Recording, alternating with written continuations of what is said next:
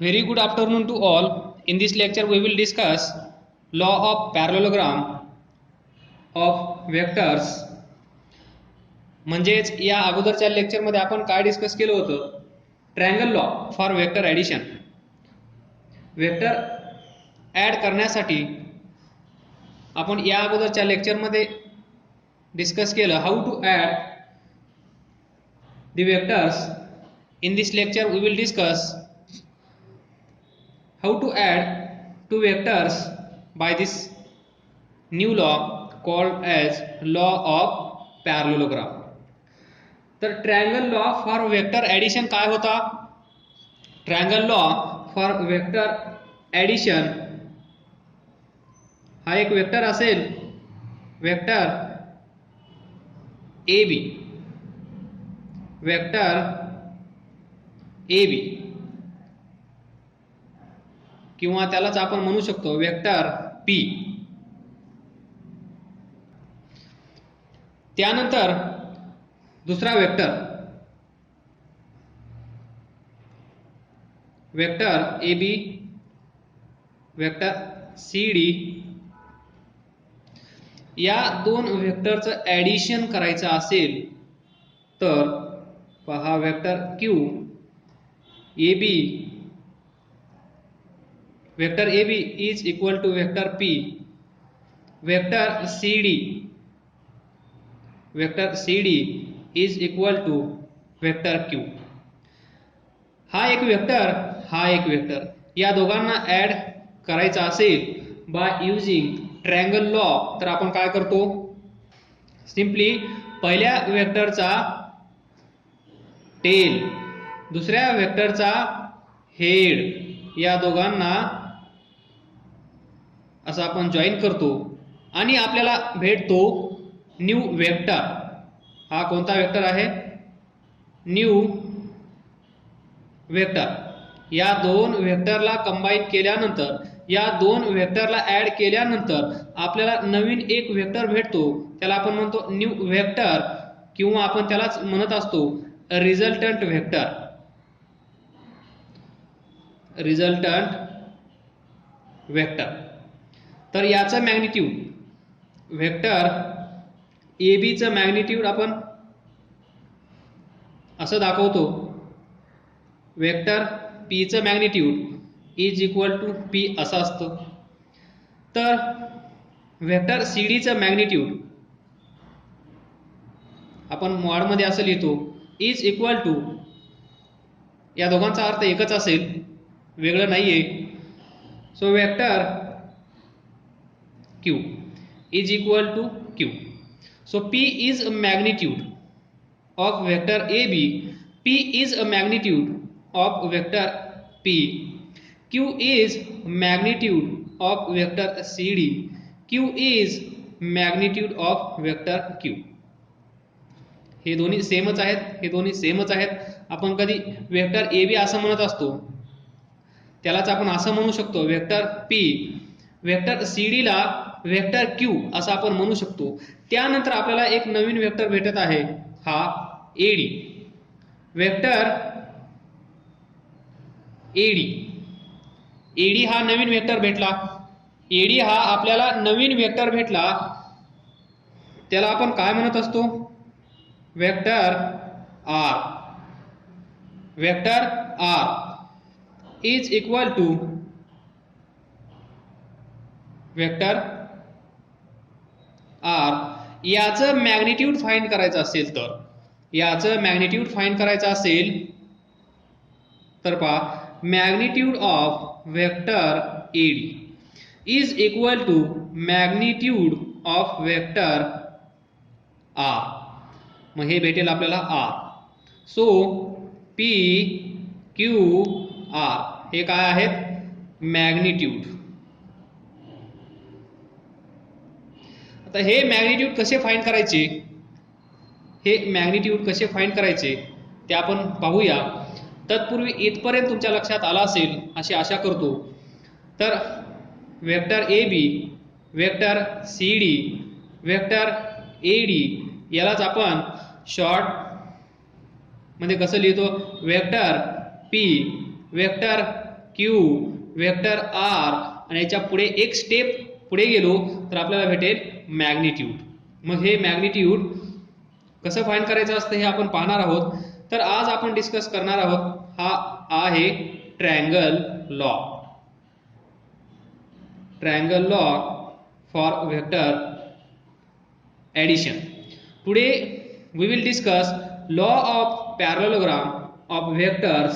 अशाच प्रकारे दोन वेक्टर अशी एक नवीन मेथड याला आपण म्हणू शकतो जिओमेट्रिकल मेथड.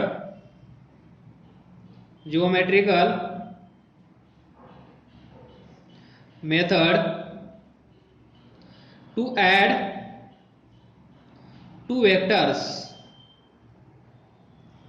दोन वेक्टर ऍड करण्यासाठी अजून एक मेथड आपल्याकडे आहे. दोन वेक्टर ऍड करण्यासाठी आपल्याकडे अजून एक मेथड आहे आणि त्या मेथडचं नाव आहे लॉ ऑफ पॅरलेलोग्राम. एकदम सिंपल आहे.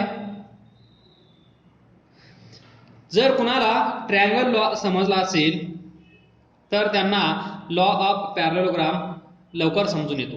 तर पहा थोडंसं इन ब्रीफ आपण डिस्कस करूया. हे तर तुम्हाला माहित आहे वेक्टर पी, त्यानंतर हा वेक्टर क्यू. वेक्टर पी आणि वेक्टर क्यू हे दोन वेक्टर ऍड करायचे असतील बाय ट्रायंगल लॉ तर आपण काय करत होतो? वेक्टर क्यू किंवा वेक्टर पी दोघांपैकी एक कुठलाही आपण शिफ्ट करू शकतो. तर आपण काय केलं होतं? वेक्टर क्यू ला आपण इकडे शिफ्ट केलं, बरोबर. हा वेक्टर इथून असा आपण घेऊन इकडे गेलो आणि इथे ठेवला. तर पॅरलल शिफ्टिंग याला काय म्हणतो आपण? Parallel shifting of vector. तर वेक्टर क्यू इथून गायब झाला, इथे येऊन बसला, तर मग आपल्याला डायग्राम कशी दिसेल? हा वेक्टर पी, वेक्टर क्यू इथून इथे गेला तर तो असा असेल वेक्टर क्यू. तर पहा पाथ पहा पी, तुम्ही याला म्हणू शकता A B C D, A to D, त्यानंतर सी डी वेक्टर इथून पुढे. तर पहा पाथ असा आपण जात आहोत, परत इकडे जात आहोत, त्यानंतर आपण हा टेल आणि हा जॉईन करत असतो. मग आपल्याला रिझल्टंट वेक्टर भेटतो. हा वेक्टर जो असेल R, vector R is equal to vector P plus vector Q. हे असं आपण ऍड करत असतो बाय युजिंग ट्रायंगल लॉ. तर असंच काहीच आपल्याला इथे करायचं आहे. असेच दोन वेक्टर आपल्या समोर असतील तर पहा vector O A, vector O ए, एकदम आरामात वेक्टर ओ ए, त्यानंतर वेक्टर ओ बी, हा एक वेक्टर, हा एक vector O A vector P, O B vector Q आणि angle between vector is theta. तर येते लक्षात जे आपण कालच्या लेक्चरमध्ये डिस्कस केलं तसंच काही इथे दिसत आहे. O A is vector, O B is another vector, vector पहिला वेक्टर दुसरा, यालाच आपण असं म्हणू शकतो वेक्टर ओ ए किंवा वेक्टर पी, याला आपण म्हणू शकतो वेक्टर ओ बी किंवा vector Q. And theta is angle between vector P and vector Q. या दोन वेक्टरनी तयार केलेला अँगल, आणि अँगल आपल्याकडे दोन असतात हे पण आपण पाहिलं, हा एक अँगल आणि हा एक अँगल. तर या दोन अँगल पैकी जो छोटासा असेल, छोटूसा angle, that is smaller one. या दोन अँगल पैकी छोटा अँगल कोणता आहे? तो अँगल असतो अँगल बिटवीन वेक्टर्स. तर लॉ ऑफ पॅरलेलोग्राम मध्ये पहा काय करायचं. आपण या अगोदरच सांगितलं याला आपण ट्रायंगल लॉ यूज करण्यासाठी हा वेक्टर इथे घेऊन जात होतो, तर तसंच इथे पण करायचं आहे. हा वेक्टर पॅरलली शिफ्ट करायचा, हा वेक्टर असेल पॅरलली असा शिफ्ट करायचा, असा शिफ्ट करायचा, इथे नेऊन ठेवायचा. तर इथे नेऊन मी ठेवत आहे. तर पहा Q vector Q vector Q parallel shift केल्यानंतर त्याची व्हॅल्यू चेंज होत नाही. आता पहा त्यानंतर वेक्टर ओए किंवा वेक्टर पी हा पण आपण इकडे पॅरलली शिफ्ट करू शकतो. तर पहा वेक्टर ओए ओए ओए ओए ओए ओए हा इथे जाऊन थांबेल. तर असाच्या असा इथे हा वेक्टर मी ड्रॉ करत आहे. पहा सिंपल पहा वेक्टर ओबी इथे मिरर ठेवा, असा मिरर ठेवा. ओबी तुम्हाला इथे दिसेल, ओबी इथे दिसेल किंवा वेक्टर क्यू. त्यानंतर असा मिरर ठेवा, असा मिरर ठेवा. वेक्टर पी तुम्हाला इथे दिसेल. जसं आपण आरशामध्ये आपला चेहरा पाहतो आणि खुश होतो, तसंच हा वेक्टर पी स्वतःला इथे पाहून खुश होईल. वेक्टर क्यू स्वतःला आरशामध्ये पाहून खुश होईल. तर हे सर्व खुशीचं वातावरण तयार झाल्यानंतर तुमच्या समोर एक नवीन डायग्राम तयार झाली आहे आणि या डायग्रामला आपण काय म्हणत असतो? पॅरालेलोग्राम. तर हे दोन वेक्टर ट्रान्सफर केल्यानंतर शिफ्ट केल्यानंतर आपल्याला एक पॅरलेलोग्राम भेटत आहे. या पॅरलेलोग्रामचा यूज करून आपण दोन वेक्टर ऍड करत असतो. तर त्या दोन वेक्टरचं ऍडिशन झाल्यानंतर आपल्याला काय भेटत असतं?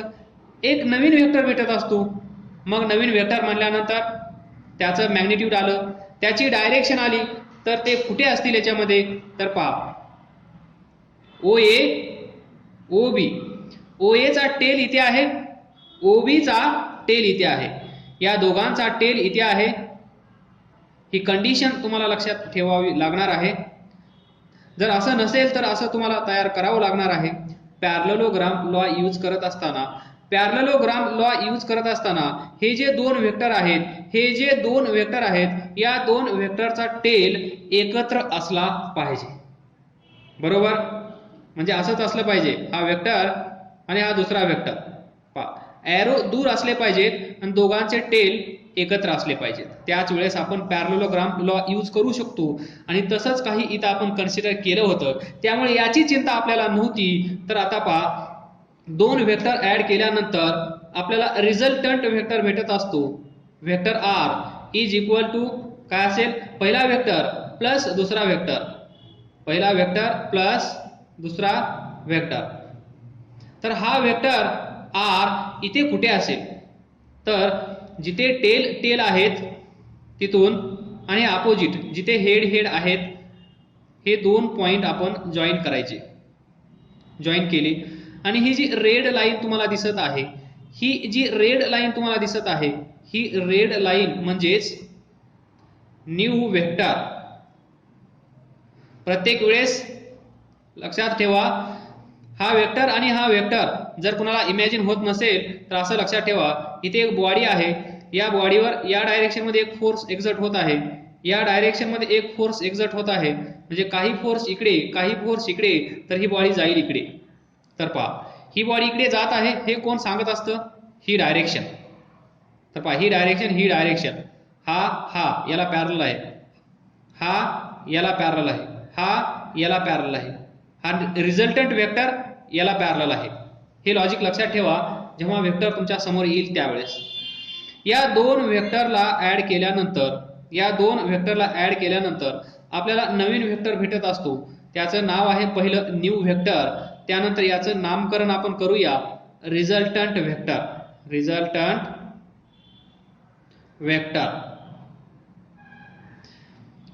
याला आपण लिहितो कसं? Vector R. तर हा आहे आपला वेक्टर आर. मग याला ऍड आपण कसं करतो?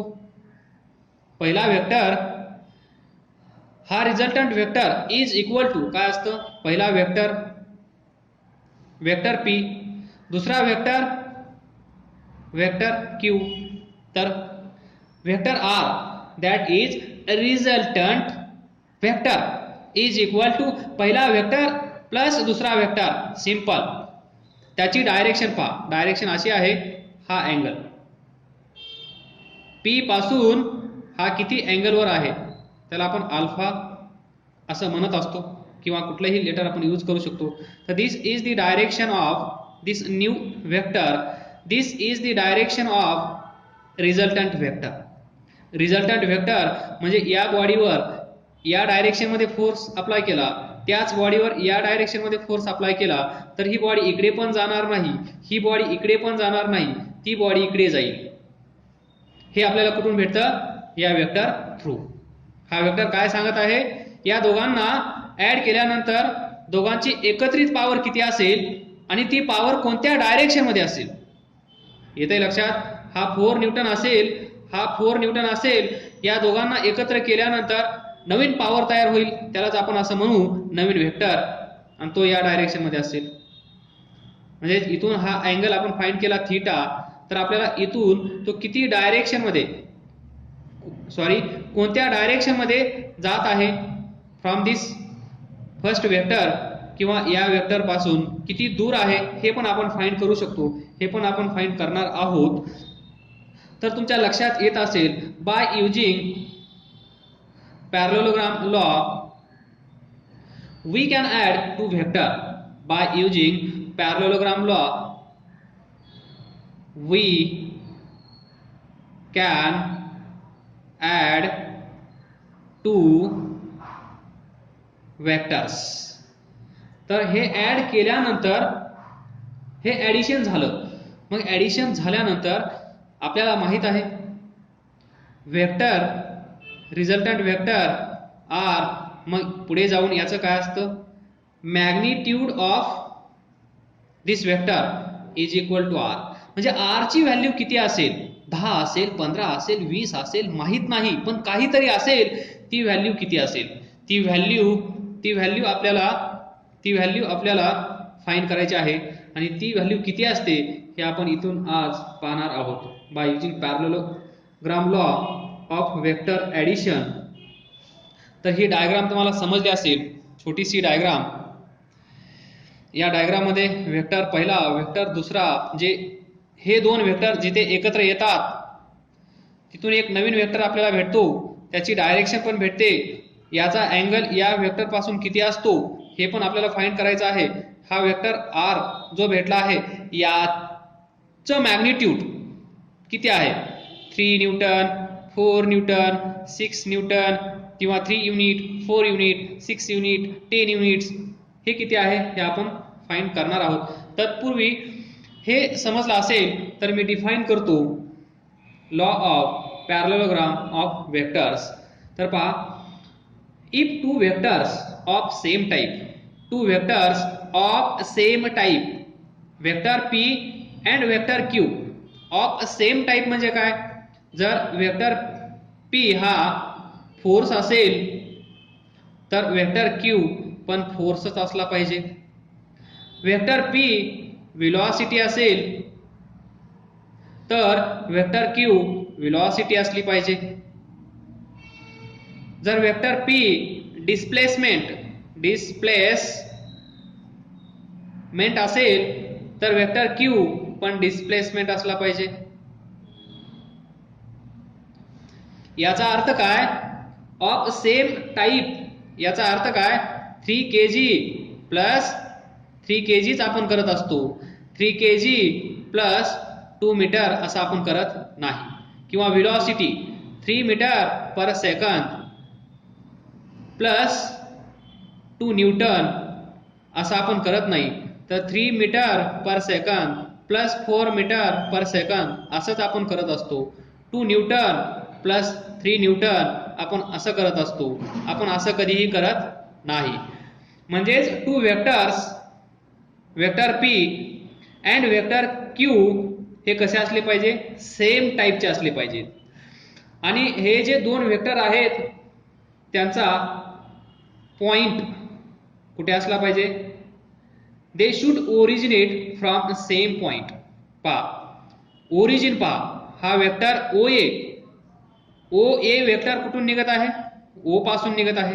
वेक्टर ओ बी पहा कुठून निघत आहे, ओ पासून निघत आहे. तर they should originate from same point. आणि हा पॉइंट कोणता आहे, tail.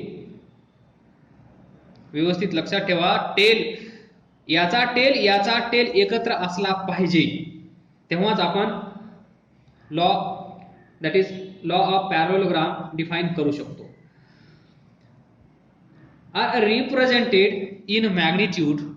are represented in magnitude and direction by two adjacent sides of parallelogram. तर पहा हा एक आपल्याला पॅरलोग्राम भेटला आहे.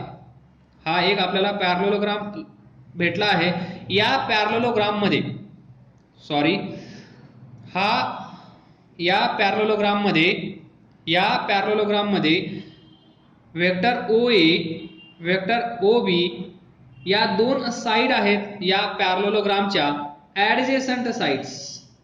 ऍडजेसंट साइड म्हणजे याच्या शेजारी ही, असं तुम्ही म्हणू शकता, याच्या शेजारी ही.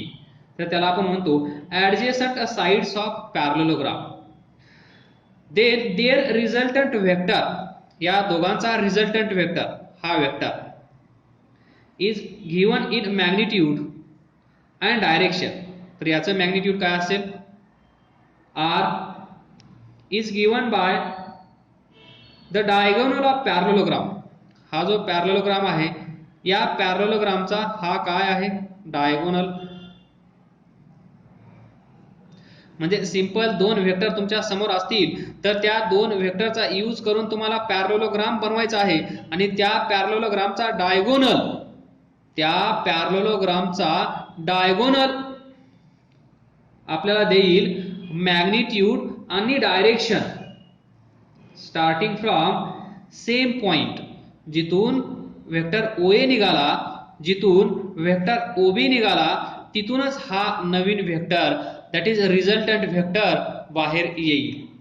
तर तुम्हाला law of parallelogram of vector समजला असेल. इन शॉर्ट मी सांगण्याचा प्रयत्न करेल. दोन वेक्टर आपल्याकडे असतील तर पहा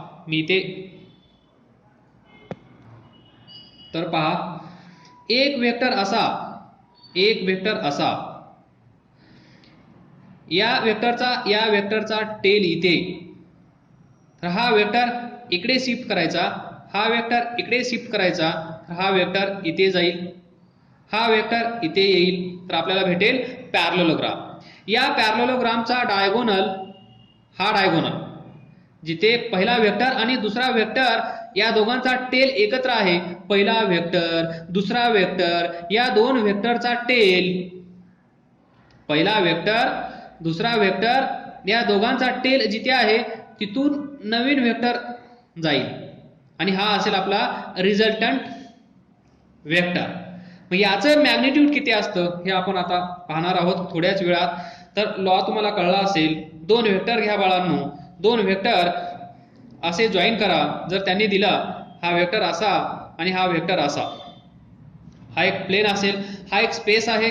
तर वेक्टर P, वेक्टर Q या दोघांना ऍड करायचं असेल by using law of parallelogram law use करून हे दोन वेक्टर ऍड करायचे असतील तर तुम्हाला काय करावं लागेल, वेक्टर Q चा टेल, वेक्टर P चा टेल एकत्र आणावे लागतील. आणि एकत्र आणण्यासाठी तुम्ही कोणती मेथड वापरणार, only parallel shifting of vectors या मेथडचा यूज करून बाळांनो तुम्हाला हे दोन वेक्टर एकत्र आणायचे आहेत. तर मी काय करणार, हा वेक्टर पॅरलली आणणार, परत इथे शिफ्ट करणार, म्हणजे तो वेक्टर फायनली इथे येईल, आला वेक्टर Q. त्यानंतर या वेक्टरला इथे आरसा ठेवायचा, त्या आरशात पाहायचं, हा वेक्टर तुम्हाला इथे दिसेल.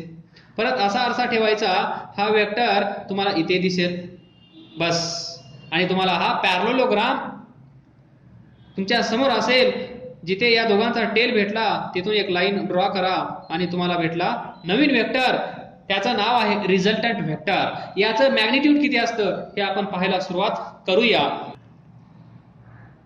तर पहा,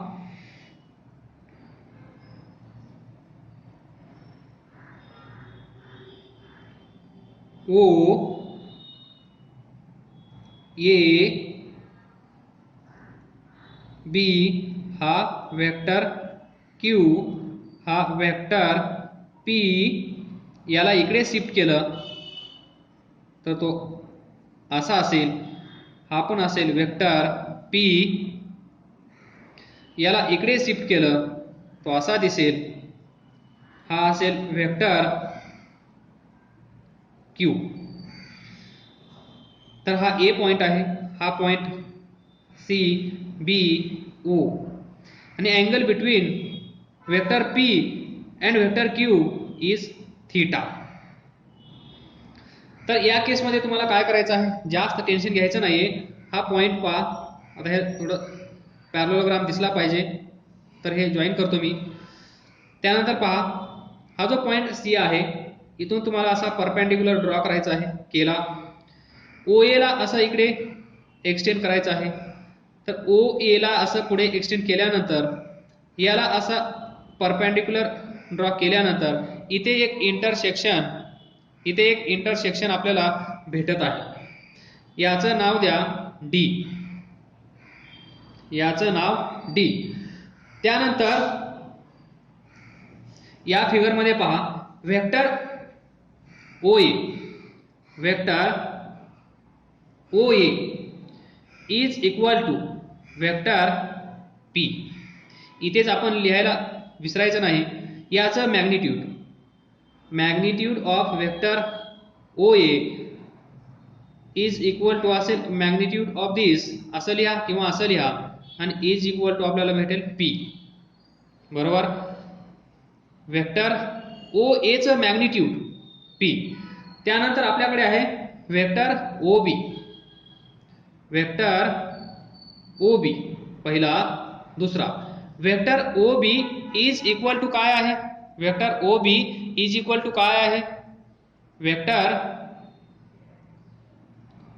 क्यू. मग याचाच मॅग्निट्यूड फाइंड करा. Magnitude of vector O B is equal to magnitude of vector Q is equal to Q. त्यानंतर तुम्हाला माहित आहे vector O A that is vector p and vector ob that is vector q represent two vectors originating from point o. हा vector या point मधून येत आहेत. त्यानंतर या दोघांमध्ये angle let theta be, angle between vector p and vector q किंवा vector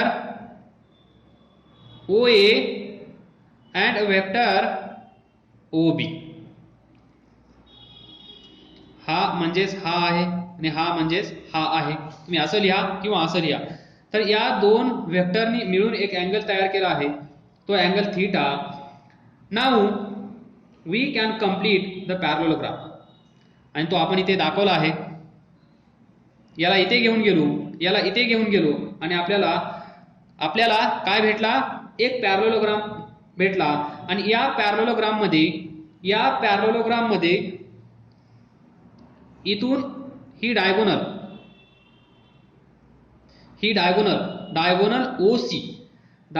O C is equal to vector R, that is resultant vector. परत सांगत आहे, या दोघांना ऍड केल्यानंतर आपल्याला नवीन वेक्टर भेटणार असतो. तो वेक्टर इथे असणार, ना इथे तो इथे.